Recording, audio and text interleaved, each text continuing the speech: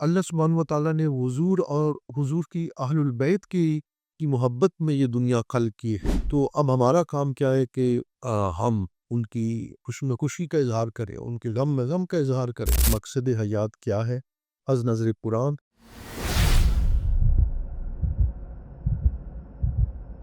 بسم اللہ الرحمن الرحیم۔ السلام علیکم۔ آج ہم جوانوں کے چند آئے ہوئے سوالات کا جواب دینے کی کوشش کریں گے۔ ایک سوال آیا ہے کہ مقصد حیات کیا ہے از نظر قرآن، اور یہ بھی پوچھا گیا ہے کہ جب علماء و قواس سے یہی سوال کیا جاتا ہے تو ایک سے زیادہ جوابات کیوں دیے جاتے ہیں؟ یعنی مقصد حیات ایک ہے یا ملٹیپل مقاصد حیات ہے؟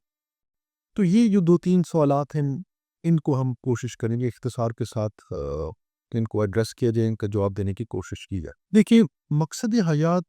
آخر میں ہم اس کو، یعنی جو ہماری اپنی انڈرسٹینڈنگ ہے وہ آپ کے سامنے رکھیں گے۔ یہ جو چار پانچ جواب دیے جاتے ہیں، پہلے ہم ان کا مطالعہ یا ان کو ایویلیویٹ اور اینالائز کر لیتے ہیں۔ ایک کہا جاتا ہے، علماء کہیں گے کہ وما خلقت الجن والانس الا لیعبدون، کہتے بڑی واضح بات ہے کہ اللہ سبحانہ و تعالیٰ کہہ رہے ہیں کہ ہم نے جن و انس کو پیدا نہیں کیا ما سوائے اس کے کہ وہ عبادت کرے، یعنی اللہ سبحانہ و تعالیٰ کی عبادت کرے۔ تو ایک عبادت کا جو آرڈنری مفہوم ہے اس کو پیش کیا جاتا ہے کہ یہ مقصد حیات، اور پھر ایک اور جواب دیا جاتا ہے کہ اصل میں جو ایسنس ہے، یعنی ایک فارم ہے دین کی اور ایک اس کی ایسنس ہے، تو ایسنس تک پہنچنا اور حق تعالیٰ کے ساتھ ایک خصوصی تعلق قائم کرنا، یہ مقصد حیات ہے۔ یعنی جس کو ہم مکتب اہل سنت میں تصوف کہتے ہیں اور مکتب اہل تشیع میں عرفان، کہ یہ مقصد حیات ہے۔ اور عرفان تو خیر ایک وسیع مفہوم ہے، لیکن جو عوام الناس میں تصوف کی انڈرسٹینڈنگ ہے، جو تشیع میں بھی اسی طرح سے رائج ہو چکی، جو اہل سنت کی انڈرسٹینڈنگ ہے تصوف کی، وہ دوسرا جواب ملتا ہے کہ آپ حق تعالیٰ کے ساتھ ایک خصوصی تعلق قائم کریں اور دین کی جو ایسنس ہے اس کو سمجھنے کی کوشش کریں۔ پھر ایک تیسرا جواب ملتا ہے کہ درد دل کے واسطے پیدا کیا انسان کو، کہ اصل میں تو انسان کی خدمت، چاہے وہ آپ کے ماں باپ ہوں، آپ کے بہن بھائی ہوں، آپ کے پڑوسی ہوں، یا عوام الناس ہو، ان کی خدمت، ان کے درد کو اپنا درد سمجھنا اور ان کے لیے سیکریفائس کرنا، جتنی آپ سیکریفائس، جتنی قربانی آپ دیں گے دوسروں کی خاطر، یعنی انسان کی خاطر، اور انسان کے ساتھ ساتھ باقی بھی جو مخلوقات ہیں حتیٰ حیوانات کی خاطر، تو یہ درد دل ہی ایکچولی مقصد حیات ہے۔ اس کو نمایاں کرنا، اس کو اپریشیٹ کرنا، اس کو نرچر کرنا، اور اس کے نتیجے میں زیادہ سے زیادہ اپنے اندر جذبہ ایثار و قربانی ایجاد کرنا، یہ مقصد حیات۔ پھر کچھ اور جو افراد آئیں گے وہ یہ کہیں گے کہ دیکھیے قرآن میں ہے کہ احسن اعمال کے لیے اللہ سبحانہ و تعالیٰ ٹیسٹ کرنا چاہ رہے ہیں کہ آپ احسن عمل کرتے ہیں یا نہیں کرتے، یا آپ کو یہ امتحان گاہ ہے۔ کچھ افراد کہتے ہیں کہ یہ دنیا امتحان گاہ ہے، تو یہاں پہ آپ جیسے ایک ایگزامینیشن ہال میں بیٹھے ہوتے ہیں، اس طرح سے آپ یہاں پہ ایگزامینیشن ہال ہے، تو آپ یکے بعد دیگرے ٹیسٹ دیے جا رہے ہیں۔ کبھی والدین کے اعتراف کا ٹیسٹ ہے، تو کبھی بچوں کی تعلیم و تربیت کا ٹیسٹ ہے، تو کبھی حلال روزی کمانے کا ٹیسٹ ہے، وغیرہ وغیرہ، اور کبھی جان مال کے چھن جانے کا ٹیسٹ ہے، یعنی اس کے بعد آپ کا ریئیکشن کیا ہوتا ہے۔ ایک اور جواب یہ آتا ہے کہ بھئی آپ اللہ سبحانہ و تعالیٰ نے حضور اور حضور کی اہل البیت کی محبت میں یہ دنیا خلق کی ہے، تو اب ہمارا کام کیا ہے کہ ہم ان کی خوشی میں خوشی کا اظہار کریں، ان کے غم میں غم کا اظہار کریں، ان کے ساتھ ایک والہانہ تعلق پیدا کرنا، یہی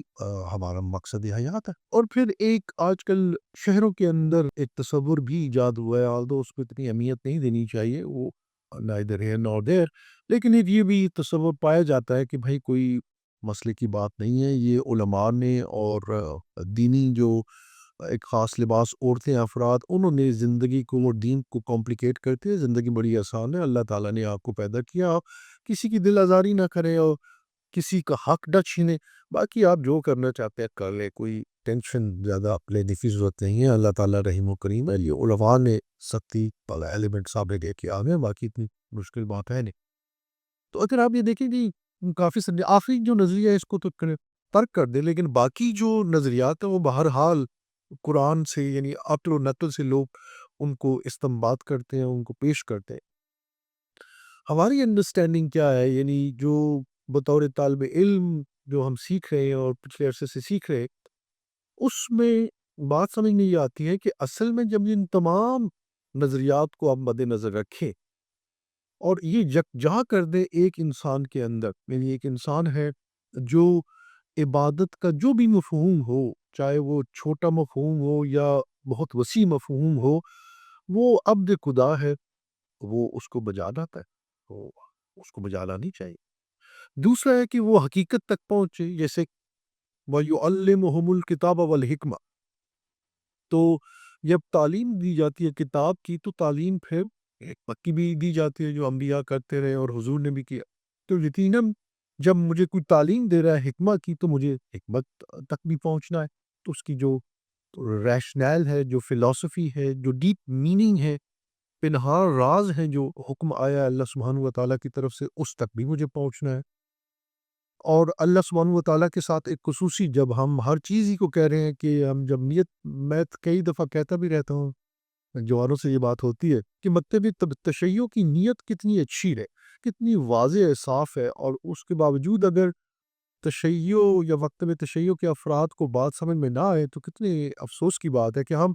جو نیت کرتے ہیں اس کے علم میں کہتے ہیں قربتاً الی اللہ، یا وہ واجب قربتاً الی اللہ ہے یا صرف قربتاً الی اللہ۔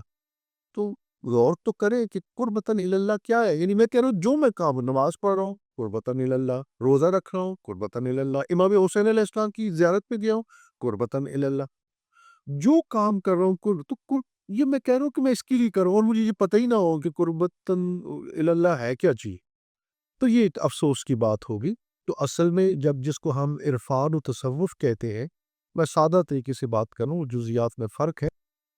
تو اللہ سبحانہ و تعالیٰ کے ساتھ ایک عاشقانہ والہانہ تعلق قائم کرنا، یہ بھی ہدف زندگی ہے، اور بلکہ آپ سمجھ لیجئے کہ جو پرائمری ہدف زندگی ہے وہ تو یہی ہے، لیکن اس ہدف تک پہنچنے کے لیے آپ کو بندہ خدا بھی بننا ہے، یعنی عبد خدا بھی بننا ہے، اور اس کے احکامات پہ عمل کرنا ہے۔ اور جو انسانیت دیکھیں، جو اللہ سبحانہ و تعالیٰ کی یہ ساری مخلوق ہے، چاہے اس میں انسان ہے، جانور ہے اور باقی جاندار، تو اللہ سبحانہ و تعالیٰ یہاں پہ جو منشائے حق تعالیٰ ہے، وہ چونکہ آپ اختیاری مخلوق ہے، تو وہ منشائے حق تعالیٰ ہمارے وسیلے و ذریعے سے اللہ تعالیٰ چاہتا ہے کہ دنیا میں نمایاں ہو اور وہ اچیو، تو اس میں اب کیا اللہ تعالیٰ تمام انسانوں کو خوشحال دیکھنا چاہتے ہیں، یعنی ہر طرح سے یعنی جس کو اطمینان قلب کہتے ہیں، کیا اس کیفیت میں اللہ سبحانہ و تعالیٰ انسان کو دیکھنا چاہتے ہیں؟ یعنی یقیناً دیکھنا چاہتے ہیں، لیکن چونکہ ہم اختیاری ہیں، یعنی اختیاری مخلوق ہیں، تو ہمیں خود سے وہ نظام انفرادی و اجتماعی ایجاد کرنا ہے جس کے نتیجے میں تمام انسانوں کو حسنہ فی الدنیا والآخرہ نصیب ہو۔ تو یقیناً درد دل کے واسطے پیدا کیا انسان کو یہ پہلے بھی موجود ہے۔ اور پھر انما یرید اللہ لیذھب عنکم الرجس کی جب بات ہوتی ہے، یا ان اللہ و ملائکتہ یصلون علی النبی یا ایھا الذین آمنوا صلوا علیہ وسلموا تسلیما کی بات ہوتی ہے، اللہم صلی علی محمد و آل محمد، تو یقیناً وہ پہلو، یعنی اللہ سبحانہ و تعالیٰ کی رضا حاصل کرنے کا واحد رستہ اسوہ محمد و آل محمد ہے، اور ان سے مودت ہے، تو ان کے ساتھ ایک خاص نوعیت کا تعلق ان ہستیوں کا کے ساتھ ایجاد کرنا، اور اللہ تعالیٰ نے جو حکم دیا ہے کہ ہم درود و سلام بھیجیں ان پہ، وہ یقیناً وہ ضروری ہے۔ تو اب اگر ہم کلی بات کریں تو ہمیں پتہ چلے گا کہ جو افراد انڈیویجول بیسس پہ، یعنی اس کو میں سادہ لفظوں میں اس طرح سے جوانوں کو بتاتا ہوں کہ وہ ایک جگسا پزل ہوتا ہے نا، تو اس کے پیسز ہوتے ہیں، تو پیسز اگر علیحدہ علیحدہ ہو، لیٹ اس سے کہ وہ سارے پیسز تمام پیسز جب جڑیں گے تو اس سے ایک شکل بنے گی، لیٹ سے علامہ اقبال کی تصویر بنے گی، یا پاکستان کا نقشہ اس سے سامنے آ جائے گا جب ہم تمام پیسز کو جوڑیں گے۔ اب اگر کوئی ہر پیس کو مکمل سمجھ لے کہ میرے پاس ہی سب کچھ ہے، تو یہ اس کی بات غلط ہوگی، لیکن اگر یہ کہے کہ میرے پاس اسی تصویر کا ایک حصہ ہے، تو یہ بات درست ہو۔ تو اب جو افراد کہتے ہیں کہ جی عبادت کے لیے پیدا کیا، یا تصوف کے پیچھے جاتے ہیں، یا درد دل کے لیے وہ ساری بات کرتے ہیں وغیرہ وغیرہ، تو میری نگاہ میں یہ پیسز ہے، جب ان کو آپ جوڑیں گے اور اس کے نتیجے میں ایک تصویر پیش جب آپ کریں گے اپنے آپ کو اور دنیا کو، تو وہ مقصد حیات ایجاد ہوگا۔ تو حضور کی زندگی ہمیں یعنی کسی اور سے پوچھنے کی کیا ضرورت ہے؟ ہم حضور کی زندگی میں دیکھتے ہیں تو یہ تمام پہلو حضور کی زندگی میں نمایاں ہوتے ہیں۔ تو اب ہمارے لیے بھی یہی مقصد حیات ہے کہ ہم یہاں پہ آئے ہیں، ہم اختیاری مخلوق ہیں، ہم ایک ایسا نظام ایجاد کریں کہ جس نظام میں